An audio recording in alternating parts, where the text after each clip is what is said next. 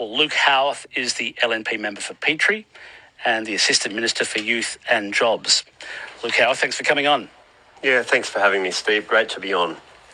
So, just to clarify for me, is there a reason why Scott Morrison didn't call the head of Pfizer, like apparently Israel's Prime Minister or others have done, in vaccine negotiations? Well, that basically didn't happen because it's not the way the negotiations work. The Prime Minister spoke to the head of Pfizer here in Australia, Anne Harris. I don't even know if Pfizer's got someone in some of these other countries where the death rate's much higher, but Prime Minister Morrison spoke to Anne Harris, who's the head of Pfizer here in Australia. She negotiated the contract with the Prime Minister and obviously Greg Hunt, the Health Minister. And there's been high-level negotiations with them on numerous occasions. And the Prime Minister also, when he was in the G7, sat down with one of the senior board of directors from Pfizer as well whilst he was over there. So the relationship is solid, and Pfizer backed that up with a statement yesterday.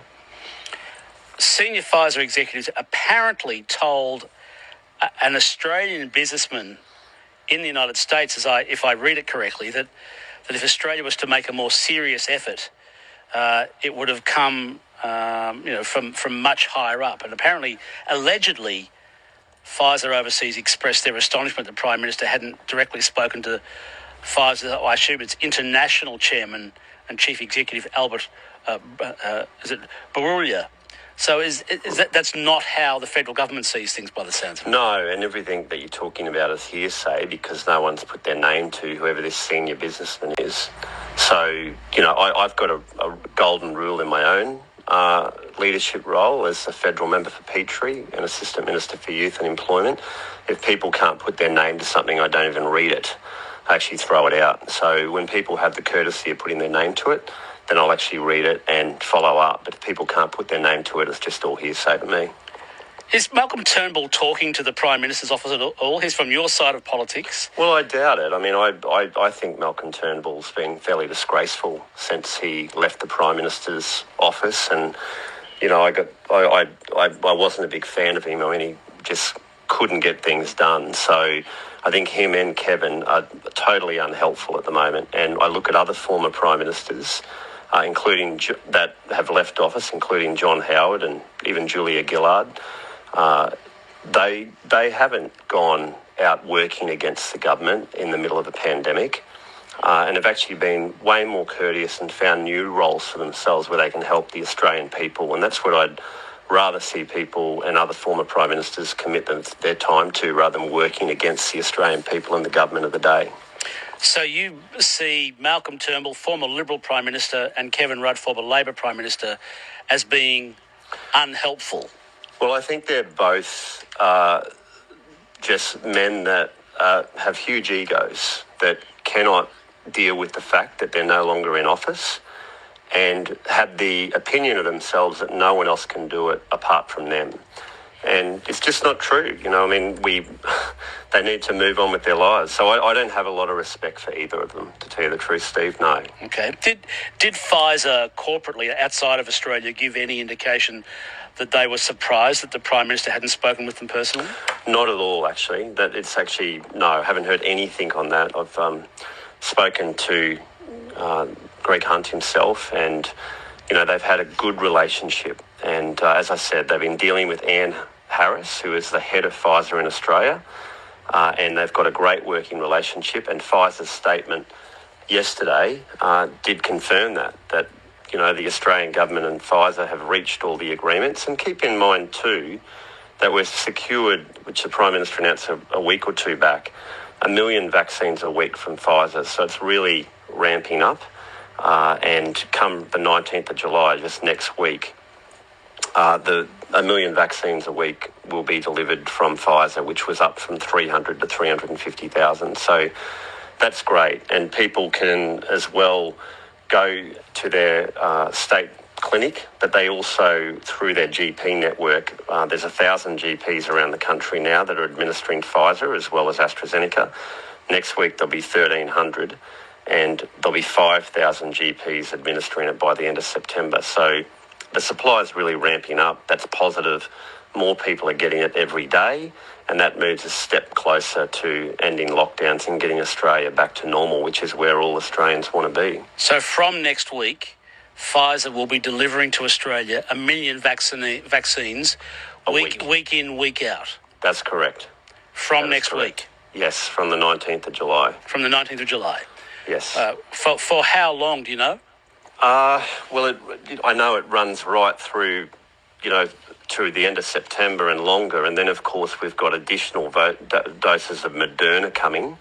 And then we've also got Novavax coming, which will also provide important third shots for people if they need it as well. So you've seen what's happening down in New South Wales at the moment. We've seen some of the statements and so forth from ATAGI, and there is additional evidence that perhaps booster shots might be needed. So that additional supply that we've secured will also be really important going forward.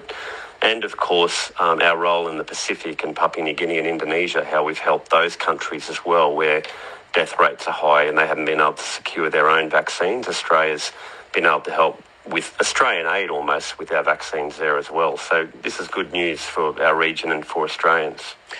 5 to 5, News at 5. My guest is the Coalition's Luke Howarth. Luke Howarth is the LMP member for Petrie and the Federal Assistant Minister for Youth and Jobs. Steve Austin's my name. So just let me go back to the comments by Malcolm Turnbull, a former Liberal Prime Minister, and Kevin Rudd, a former Labor Prime Minister. Does Australia have a tradition or a convention, I think it's a more appropriate term, like the United States, where in the US, former US presidents don't offer a running commentary on the current or the incumbent president's job because they know actually how hard it is? Does Australia or our Parliament have anything similar that you know of? No, they don't. No. Simple as that. Okay, so there's no convention. All right, so... They don't. I mean, that's the short answer, being direct. They don't. And I think it comes down to the fact too that Americans, I think, tend to respect the president more than, say, perhaps Australians or the Prime Minister of the day. That's just my own opinion, or the Prime Minister. The presidential presidents in the US, they do tend to have a lot more respect for them. So I don't know whether it's former presidents sort of don't want to intervene as much. But there's no such policy in Australia. I mean, it's a democratic country. People can pretty well say what they want to say, but I just think they're more respectful of the president of the day in the US than perhaps here in Australia. Well, it's just, to me, it's intriguing that say, 3 other former Prime Ministers, Julia Gillard from Labor, yes, John Howard or perhaps Tony Abbott, don't really don't run a running commentary. They've sort of gone on with their lives, but it's interesting to me that Kevin Rudd and Malcolm Turnbull, both on almost a weekly basis, are offering sort of commentary updates on the performance of the government at the time. I just don't think they're humble people, to be honest with you. Kevin Rudd and Malcolm Turnbull, and there's reasons why their prime ministership didn't last long. I mean, the Labor Party kicked out, Rudd, and then the Liberal Party kicked out Turnbull. And the fact is that they're not humble people. They can't move on with their lives. We see Tony Abbott, for example, continuing to be involved. I mean, by the way, I should mention today, I read in the paper that his daughter just gave birth to his first grandson, so congratulations to Tony Abbott. We see Julia Gillard, the work that she's doing with Beyond Blue and mental health. And John Howard, even hard Labor voters would agree that John Howard is just a statesman of Australia. So you're right, there's 3 examples of prime ministers. And even Paul Keating, every now and again, he'll throw his hat in the ring on something around super, but they've generally been fairly good and respected for it. And Malcolm Turnbull and Kevin Rudd are doing themselves no favours in what they're doing, and they'll end up with very little friends on the side of politics that they're in. And it's all bad for them, in my opinion. They just need to learn a bit of humility and move on with their lives and actually help Australia. So it's not dignified. Yeah. So when they've been running this commentary the last couple of days, it's not helping Australia's national interests? No, it's not, because we're in the middle of a pandemic and we want to just get people vaccinated. We want to get Australians back into work, and we want to help people buy their first home, and we want to help people on NDIS be able to deliver what they need. It is, as myself as the federal member for Petrie and my assistant minister role around youth and employment, I took the role because I value people, I value relationships, and I want to help them. And so when I wake up each day, it's like, well, how can I help the people of my electorate? And then how can I help the wider Australian community in my assistant ministry role? And if we put that first, people first, that's what will make a difference in politics. And it's how we win trust of the Australian people. Because I often say, Steve, and I've said it a number of times, that life is about relationships, our relationships with others. And all I see from Rudd and Turnbull is just ruining relationships with people that once respected them. And the more they talk, the lower down they go. So I probably don't really want to say much more on it, but I have, it's been pretty disappointing, to be honest with you. Yeah. I'll leave it there then. Luke Howarth, thanks very much for your time. Thank you. Luke Howarth is the LNP member for Petrie and the Assistant Minister for Youth and Jobs.